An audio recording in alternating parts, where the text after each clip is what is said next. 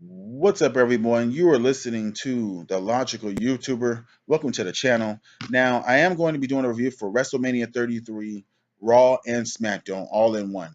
Now, we're going to do a quick review for WrestleMania, and then we'll get into Raw and SmackDown. Now, for WrestleMania, obviously, for the kickoff show, the Cruiserweight Championship match, Neville versus Austin Aries. Neville retained his championship.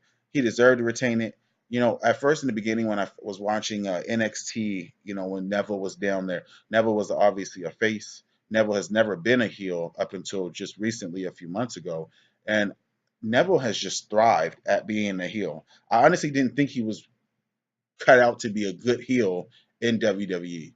But he's making it work, and he is on a roll. And they had Austin Aries, Neville. They had a good match. I do expect Austin Aries to win the Cruiserweight Championship sooner rather than later. I don't know if I don't know if WWE is gonna allow Austin Aries to compete for World WWE Championship and Universal Championships. So I do expect him to win the Cruiserweight sooner rather than later. Now, Mojo Rawley won the Andre the Giant Memorial Battle Royal in the kickoff show. Oh man, yeah. You had people like Dolph Ziggler who could have won, Sami Zayn could have won, Braun Strowman. You could have had the Big Show. I think Big Show said this is his last year at WrestleMania. So, it Apollo Crews. Someone else could have won the Andre the Memorial Battle Royal. Now I don't know if Mojo Rawley and Rob Gronkowski are really friends in real life or whatever the case may be, but I mean, are you serious? Mojo Rawley's never gonna win an Intercontinental United States.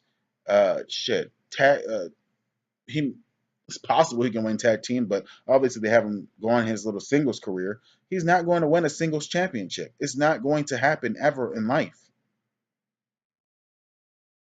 Like he's Mojo Rawley is just a person who can hype up the crowd a little bit, and he's gonna job most of the time. That's just who Mojo Rawley is. No disrespect to the man, but I mean, my God, anybody else could have won the match.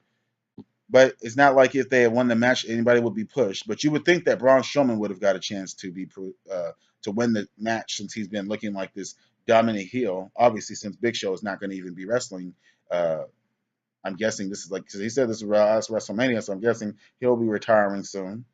Now, the Intercontinental Championship match in the kickoff show: Dean Ambrose versus Baron Corbin for the Intercontinental Championship. Dean Ambrose won the match. This is a pretty good match. It was pretty physical, but for the most part, Baron Cor- it was an okay match. But Baron Corbin should have won the match. And also, my problem with this match is not even really that it was on the kickoff show. It should have been a street fight. Obviously, we know that there was a street fight today on SmackDown Live, but why didn't they do that at WrestleMania?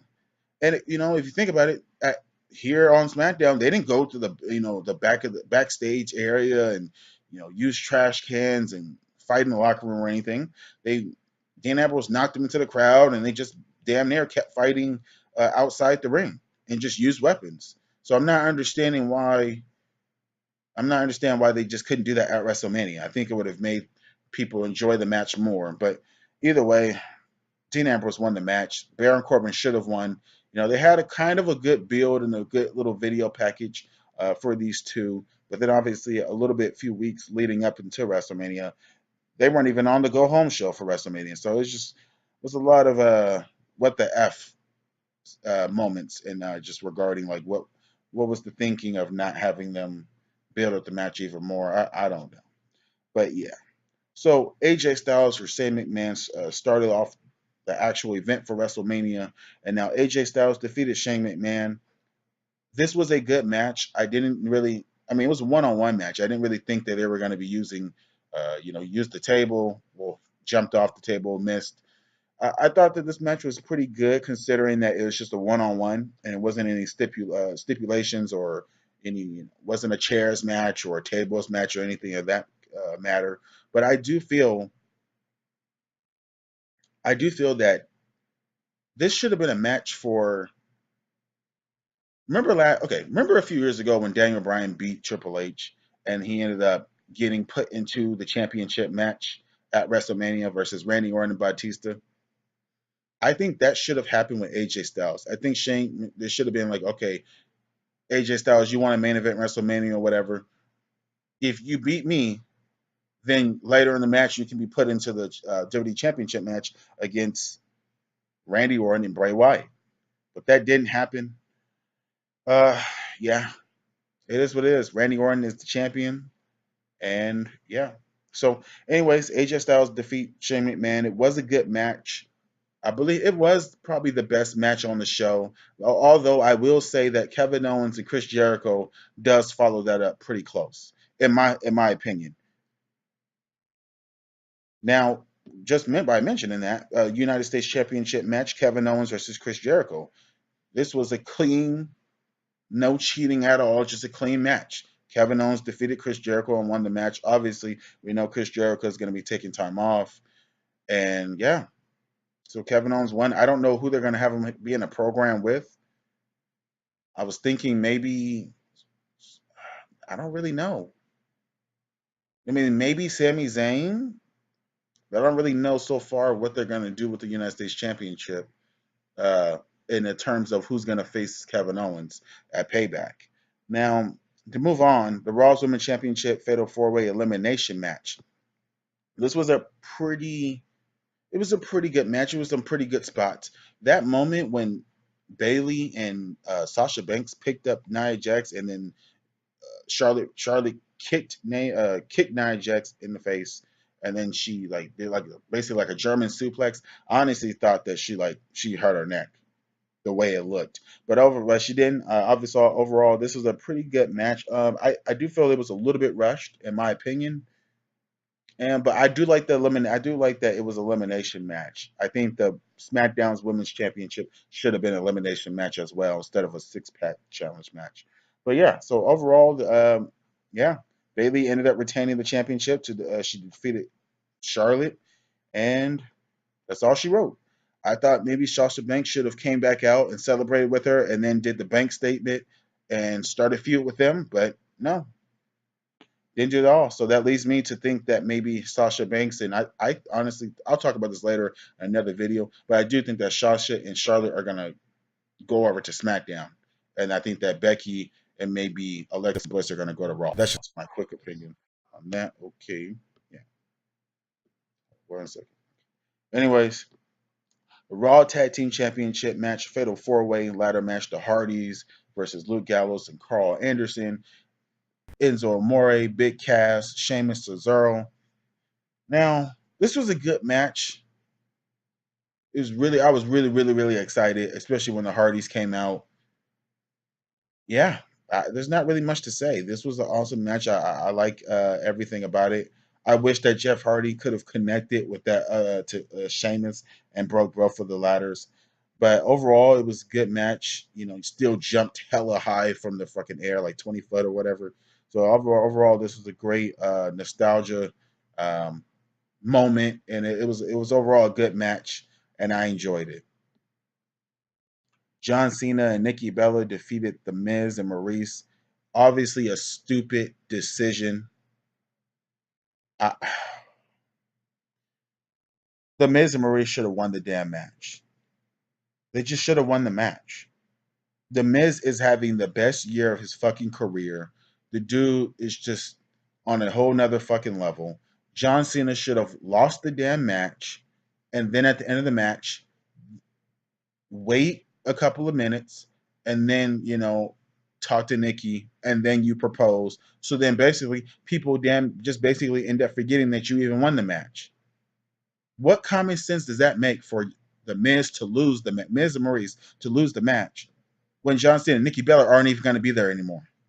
John Cena's going to be gone for at least 5 or more months. Nikki's going to be gone for a couple more months because I think she said she re-injured her neck. I mean, my God, really? Even if the Miz and Maurice won by cheating, have them win. They're going to actually be there.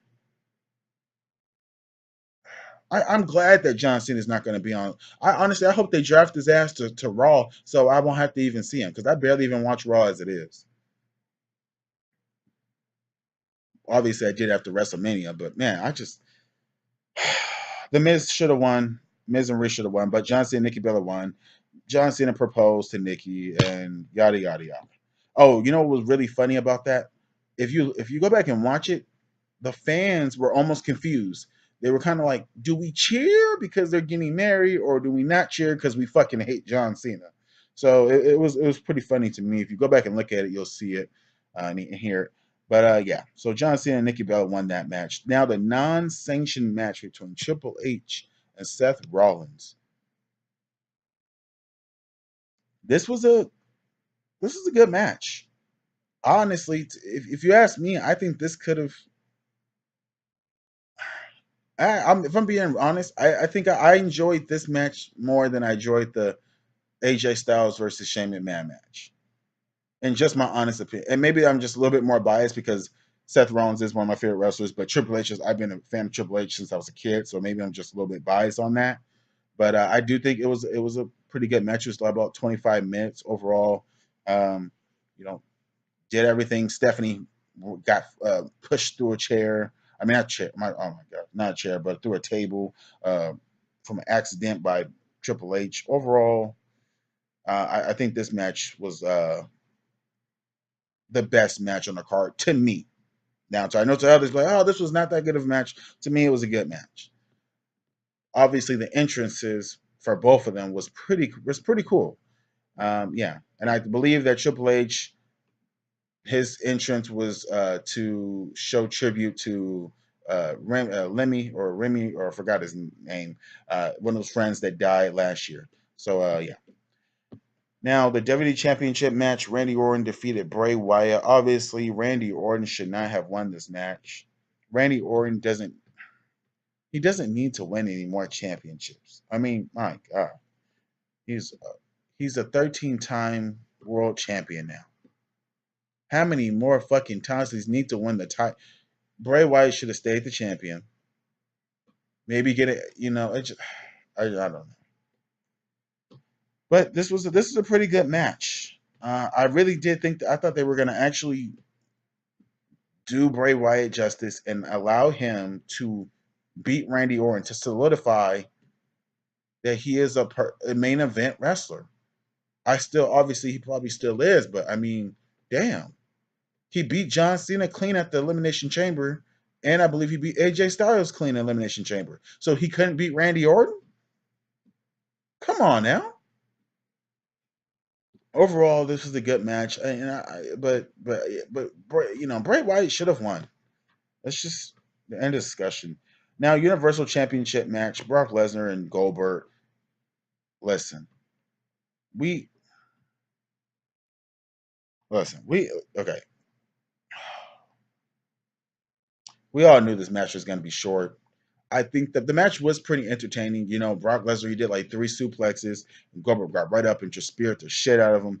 That was a pretty good moment. Obviously, breaking the side ramp or whatever, that was a pretty good spot too. But I honestly think the wrong person won, and most people aren't saying this. Most people were like, "Oh yeah, we knew Brock Lesnar was going to win. He should have won." No, Brock Lesnar should not have won that match. Goldberg should have won. He should have relinquished the championship after he won, and he still could have done the same thing with the son being in the ring, relinquish the championship, give it to the next night on Raw. He could have gave it to Kurt Angle and then relinquish the championship that way. Why give it to Brock Lesnar, a fucking part timer? So now you're not going to have the championship on the damn show. It's just, oh my gosh, there was no.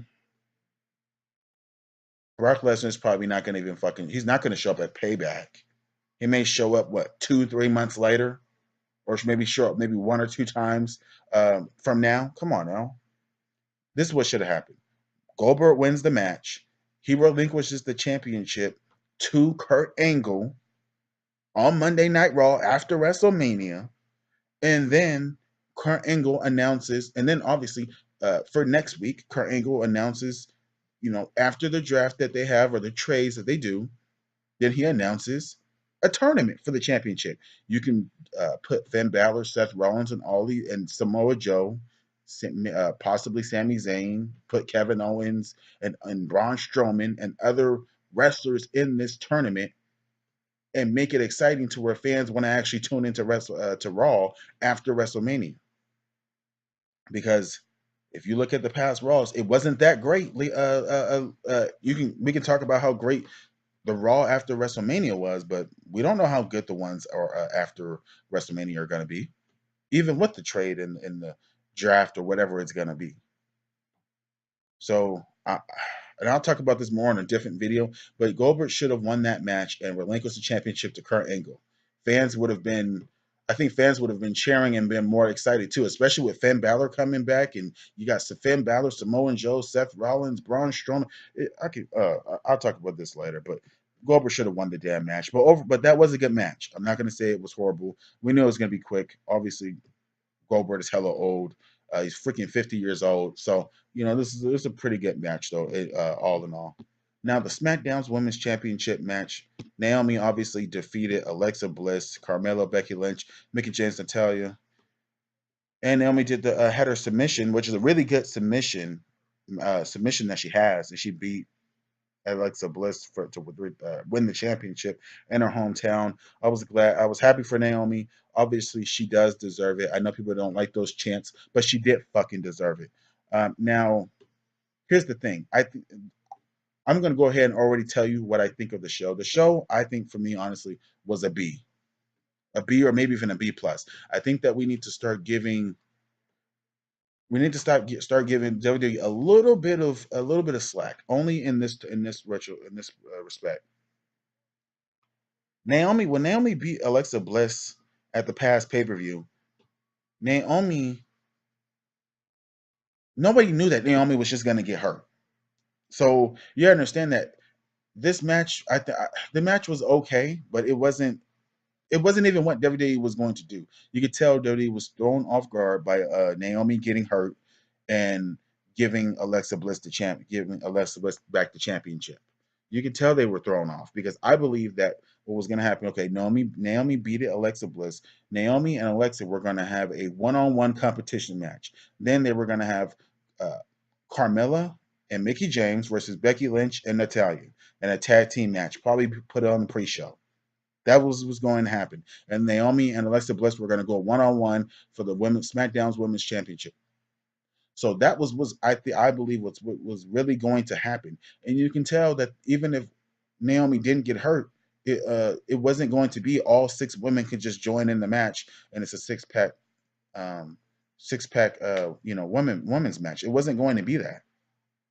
But because Naomi got hurt, that's why Daniel Bryan said, "Oh, any available SmackDown woman can join the match," because they were hoping, okay, if Naomi does come back or she's able to come back from her injury, then we can add her. Then she can easily just be added to the match. So they didn't know whether she was or wasn't going to be at WrestleMania. So I understand that's why they did that. But overall, if she didn't get hurt, it was going to be a one-on-one match versus her and Alexa Bliss. Probably going to get about maybe 10, 15 minutes. And then obviously, like I just said, Becky Lynch and Carmella, or Becky Lynch and whatever. It was going to be a match between them or whatever the case may be. I believe. Now, anyways, the no holds barred match between Roman Reigns and Undertaker. I mean, we all already know what I'm gonna fucking. Well, you probably don't know, but yeah, Roman Reigns didn't. I don't think Roman Reigns should have won. I've already had ideas for this match. A great idea that I think you guys would have liked also. This is my idea for WrestleMania between Roman Reigns and The Undertaker. The Undertaker did not need to come back and face Roman Reigns and talk about this is my yard as the dead man. The dead man there's two different Undertakers. There's the American Badass Undertaker that talks about his yard, and then there is the dead man Undertaker, the Phenom and the rest of all that type of stuff. The the American Badass Undertaker should have faced Roman Reigns. to protect them, to protect and be like, this is my yard. That's what should have happened. Even after the Royal Rumble, when he got eliminated, he should have came back on that damn motorcycle, get rolling, rolling, and should have rolled down there and then told Roman, "This is my yard." That would have been more interesting, and I think it would have been more better. But I mean, it is what it is. Um, yeah, Roman won the match. I mean, it was a 25-minute match. I mean, I just